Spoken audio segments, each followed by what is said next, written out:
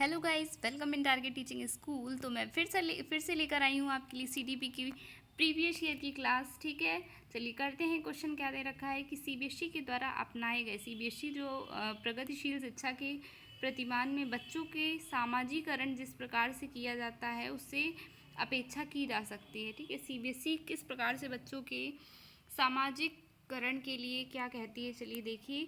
वे समय नष्ट करने वाली सामाजिक आदतों का त्याग करें और सीखें कि किस प्रकार अच्छी श्रेणियाँ पाई जा सकती हैं। ठीक है, चलिए अगले क्या है ऑप्शन। नेक्स्ट दिया है कि वे सामूहिक कार्य में सक्रिय भागीदारता का निर्वाह करें और सामाजिक कौशल सीखें। नेक्स्ट दिया है कि वे बिना प्रश्न उठाए, क्या बिना प्रश्न उठाए बच्चे पढ़ सकते हैं, नियमों विनियमों का अनुपालन कर लें ऐसे ही। ये तो यहीं पे रॉन्ग हो गया। फिर नेक्स्ट है कि किसी भी प्रकार की सामाजिक पृष्ठभूमि होते हुए भी वे सब स्वीकार कर लें। ऐसा नहीं है कि सभी सामाजिक पृष्ठभूमियों को बच्चे स्वीकार कर लें जो उन्हें विद्यालय में सिखाई जाए। ठीक है, तो जो सीबीएसई है वो कहती है कि बच्चे जो हैं वो सामूहिक कार्य में सक्रिय भागीदारता का निर्वाह करें, समूह में कार्य करें और उसी प्रकार से वे सामाजिक कौशल सीखें। चलिए अगले प्रश्न में आ जाते हैं भाई। नेक्स्ट क्वेश्चन हमारा दे रखा है, क्या निम्नलिखित में से कौन सा वाइगोत्स्की के सामाजिक सांस्कृतिक सिद्धांत पर आधारित है। वाइगोत्स्की ने किसको बताया है सामाजिक सांस्कृतिक सिद्धांत में? सक्रिय अनुकूलन, पारस्परिक शिक्षण, संस्कृति निरपेक्ष संज्ञानात्मक विकास या फिर अंतर्दृष्टिपूर्ण अधिगम। तो जो वाइगोत्स्की हैं इन्होंने पारस्परिक शिक्षण के लिए सामाजिक सांस्कृतिक सिद्धांत पर बेस्ड बताया है। ठीक है, चलिए अगले प्रश्न में आ जाते हैं। तीसरा प्रश्न दे रखा है कि एक शिक्षिका अपनी कक्षा में कहती है कि सभी प्रकार के जो असाइनमेंट्स है, प्रदत्त कार्य हैं, उनका निर्माण इस प्रकार से किया जाए कि प्रत्येक विद्यार्थी अधिक प्रभावशाली ढंग से सीख सके। अतः सभी विद्यार्थी बिना किसी अन्य की सहायता से अपना कार्य पूर्ण करें। वह कोहलबर्ग जो है, ये कोहलबर्ग के किस नैतिक विकास के चरण की ओर संकेत दे रही है? ठीक है, कोहलबर्ग ने जो नैतिक विकास के चरण बताए थे तो किस ओर संकेत दे रही है, जरा बताइए इसमें कौन सा हो सकता है? तो वो कोहलबर्ग के औपचारिक चरण जो चरण 4 है, कानून और व्यवस्था की ओर संकेत कर रही है। ठीक है, चलिए अपने अगले प्रश्न में आ जाते हैं 4 नंबर में। देखिए 30 क्वेश्चन आपके सीडीपी में पूछे जाते हैं, तो हम लोग 15-15 क्वेश्चन करके अपनी क्लास करेंगे। ठीक है, चलिए 14 वर्षीय देविका जो है वो अपने आप में पृथक स्वनियंत्रित व्यक्ति की भावना को विकसित करने का प्रयास कर रही है। ठीक है, 14 वर्ष की एक देविका है, वो ऐसा कार्य कर रही है, वह विकसित कर रही है। क्या विकसित कर रही है? वह पृथक स्वनियंत्रित की भावना को विकसित करने का प्रयास कर रही है। ठीक है, नियमों के प्रति घृणा, किशोरावस्थात्मक अक्खड़पन, स्वायत्तता या परिपक्वता, क्या वह विकसित कर रही है? बताइए जरा क्या हो जाएगा इसमें। देखिए इसमें स्वनियंत्रित दिया हुआ है ना, तो वह स्वायत्तता की भावना को अपने आप में विकसित कर रही है।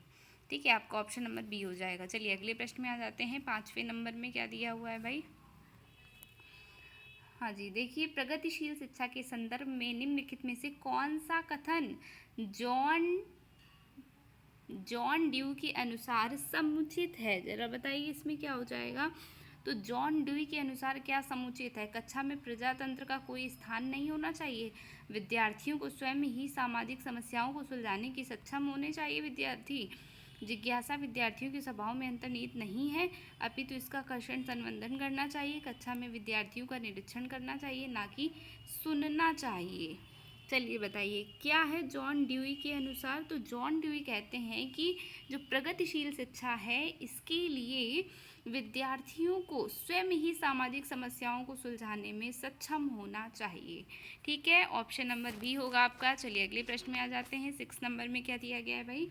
इसमें दिया है कि भाषा अवबोधन से संबद्ध विकार। ठीक है, भाषा जो अवबोधन होता है उससे जुड़ा कौन सा विकार है? चलाघात, पठन वैकल्य, वाक संबद्ध रोग या फिर भाषाघात। बताइए क्या हो जाएगा इसमें। अपने माइंड में तो आंसर कर सकते हैं ना आप लोग कि क्या सही है। तो भाषा अवबोधन जो कि भाषा घात से जुड़ा हुआ है, ये एक विकार है जो मस्तिष्क का एक विकार होता है जिसमें व्यक्ति बोलने, लिखने, इन सभी और शब्दों को समझने में अनियमितता होती है, ठीक है, मतलब वो नहीं स्पष्ट रूप से बोल नहीं पाएगा, लिख नहीं पाएगा, तो वो भाषा बोधन में आएगा, तो इसे हम भाषाघात भी कहते हैं, ठीक है। अगले प्रश्न में आ जाते हैं 7वें नंबर में। जरा प्रश्न पढ़िए, क्या दिया है, निम्नलिखित में से कौन सा आलोचनात्मक दृष्टिकोण बहुबुद्धि सिद्धांत है। बहुबुद्धि सिद्धांत इनमें से कौन सा है, यह शोधारित नहीं है। विभिन्न बुद्धियाँ भिन्न भिन्न विद्यार्थियों के लिए भिन्न पद्धतियों की मांग करती हैं। प्रतिभाशाली विद्यार्थी प्रायः एक क्षेत्र में ही अपनी विशिष्टता प्रदर्शित करते हैं। इसका कोई अनुभवात्मक आधार नहीं है।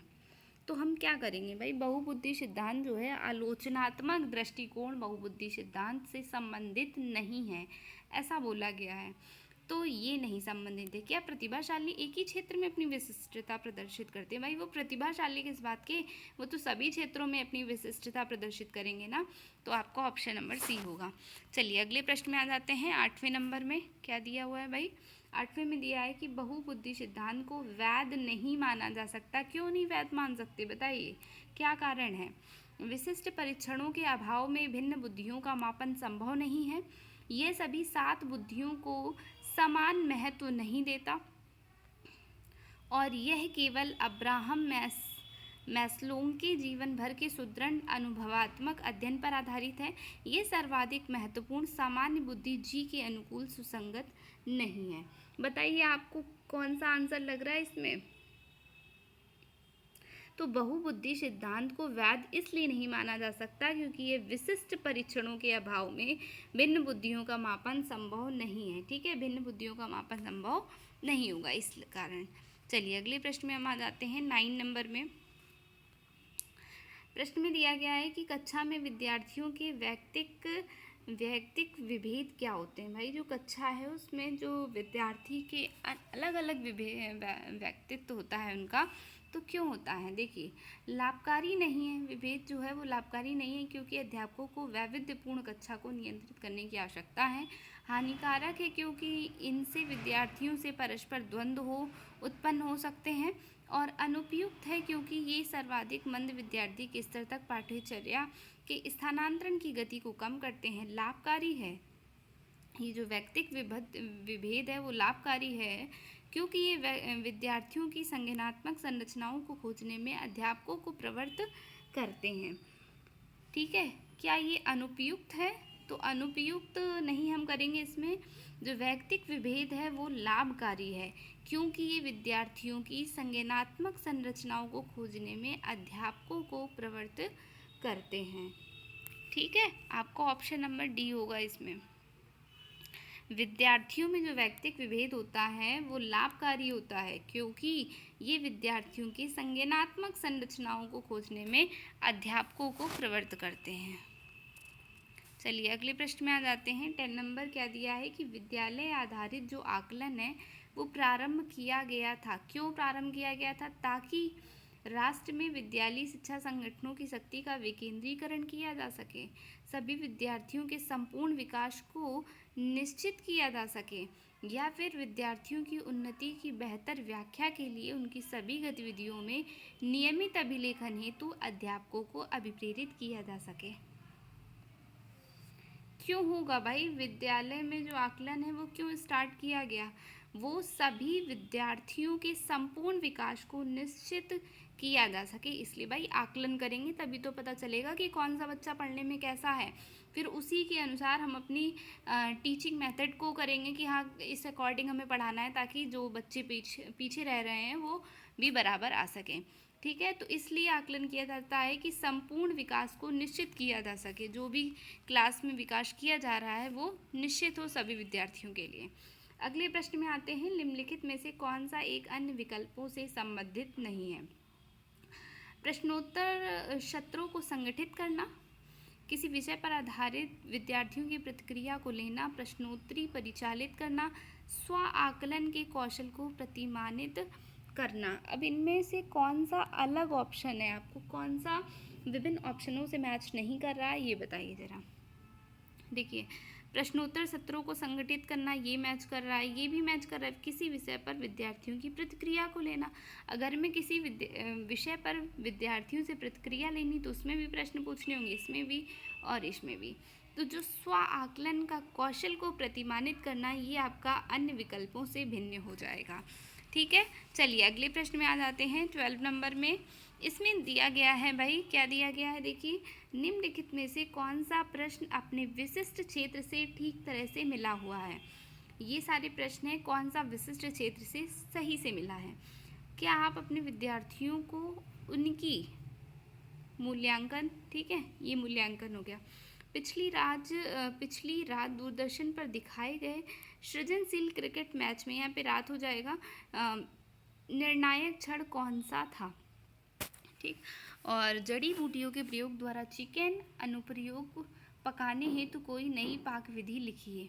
फिर नेक्स्ट है कि निर्धारित कीजिए कि दिए गए मापकों विश्लेषणों में से कौन सा मापक आपको उत्तम परिणामों को पाने में सर्वाधिक प्रवृत्त कर सकता है। ठीक है, तो क्वेश्चन ये है कि कौन सा प्रश्न अपने विशिष्ट क्षेत्र से ठीक तरह से मिला हुआ है। ये उनके क्षेत्र भी लिखे हुए हैं और ये इस तरफ आपके प्रश्न भी लिखे हुए हैं। तो बताइए कौन सा इसमें आप लोगों को ठीक लग रहा है। इनमें से देखिए, ये तो इनकम्प्लीट लग रहा है हमें। यहाँ पे भी क्या है कि दूरदर्शन दिखाए गए, तो इसमें सृजनशील क्रिकेट, अभी दूरदर्शन में ज़रूरी थोड़ी कि क्रिकेट दिखाया गया है। जड़ी बूटियों के लिए प्रयोग द्वारा चिकन, ये भी अधूरा है ना। फिर क्या है, निर्धारित कीजिए कि दिए गए मापकों विश्लेषणों में से कौन सा मापक आपको उत्तम परिणामों को पाने में, नेक्स्ट ये आपका डी ऑप्शन ही सही हो जाएगा, पाने में सर्वाधिक प्रवृत्त कर सकता है। ठीक है, तो ये करेंगे हम सही। चलिए अगले प्रश्न में आ जाते हैं। नेक्स्ट क्वेश्चन, इसमें क्या दिया है कि निम्नलिखित में से कौन सी सर्वाधिक प्रभावशाली विधि हो सकती है जो आपकी इस अपेक्षा को पूरी कर सके कि वंचित विद्यार्थी जो हैं अपनी भागीदारता के द्वारा सफल हो सकें। जो भी वंचित विद्यार्थी हैं वो सफल हो सकें। तो क्या है ऑप्शन, आप उनकी सफलता है तो उनकी क्षमता में विश्वास को अभिव्यक्ति करें। ठीक, पढ़ाए जाने वाले विषय में आप उनकी अपनी रुचि विकसित करें। अपनी रुचि क्यों विकसित करेंगे, बच्चों की रुचि करेंगे, तो ये तो यहीं से रॉन्ग हो गया। अपने लक्ष्य को महसूस करने के लिए बच्चों की अन्य बच्चों से प्राय तुलना करें। तुलना शब्द जहाँ आ गया वहाँ पे तो नेगेटिव वो है। ठीक है, ये आपको नहीं करना है। फिर आ गया, इस बात पर बल देना कि आपकी उनसे उच्च अपेक्षाएं हैं। किसी से भी कोई उच्च अपेक्षाएं नहीं रख सकते, ये भी आपका यहाँ से रॉन्ग हो गया। ठीक है, तो आपने देखी कि ये सारे आपके रॉन्ग हो रहे हैं, आपका ऑप्शन नंबर ए सही होगा। ठीक है, विद्यार्थी अपनी भागीदारता द्वारा कैसे सफल हो सकें, आप उनकी सफलता हेतु उनकी क्षमता में उनके विश्वास को व्यक्त करें कि हाँ बेटा तुम कर सकते हो, तुमने ये सही किया है। ठीक है, चलिए अगले प्रश्न में आते हैं। 14 नंबर, इसमें क्या है, इसमें पूछा गया है कि निम्नलिखित में से कौन सा विकासात्मक विकार का उदाहरण नहीं है। ठीक है, जो विकासात्मक विकार होते हैं उनका कौन सा उदाहरण नहीं है। आत्मविमोह, प्रमस्तिष्कघात, पर अभिघातक तनाव, न्यून अभिधान, सक्रिय विकास। ठीक है, तो पर अभिघात, देखिए विकासात्मक विकार का उदाहरण नहीं है। जो ये पर अभिघातज तनाव होता है ये विकास से जुड़ा नहीं है। ठीक है, इस तनाव विकार में भयंकर रूप से भयभीत होना होता है। ठीक है, अभिघातक जो है ये एक तरीके से लोग डर जाते हैं, अक्सर दर्दनाक अवस्था में पहुंच जाते हैं, तब ऐसा होता है। तो ये कोई विकासात्मक विकार नहीं है। ठीक, चलिए अगले प्रश्न में आ जाते हैं। 15 एंड लास्ट क्वेश्चन होगा, इसके बाद 15 नेक्स्ट 15 हम लोग अगली क्लास में करेंगे। चलिए क्या दिया हुआ है, बहुशिक्षण शास्त्रीय तकनीकें, वर्गीकृत अधिगम सामग्री, बहुआकलन तकनीकें तथा परिवर्तनीय जटिलता एवं सामग्री का स्वरूप निम्न में से किससे संबद्ध है। सार्वभौमिक अधिगम प्रारूप, विभेदित अनुदेशन, उपचारात्मक शिक्षण या फिर पारस्परिक शिक्षण, किससे जुड़ा हुआ है बहुशिक्षण। ये सब जो शास्त्रीय तकनीकें हैं किससे जुड़ी हुई हैं, बताइए ज़रा कौन सा ऑप्शन आपको सही लग रहा है। ये शब्द जो हैं ये आपके विभेदित अनुदेशन से जुड़े हुए हैं। कैसी लगी क्लास भाई, आप लोग तो लाइक भी नहीं करते हो, लाइक कर दिया करिए थोड़ा बहुत। अगर आप नए जुड़े हैं तो सेशन को सब्सक्राइब भी कर लीजिए हमारे चैनल को, जिससे आपको और भी वीडियोस मिलती रहें आने वाली। ठीक है। और अगर आप अभी तक हमारे चैनल से नहीं जुड़े हैं तो सब्सक्राइब करें, लाइक करें और शेयर भी करिए। Thanks for watching.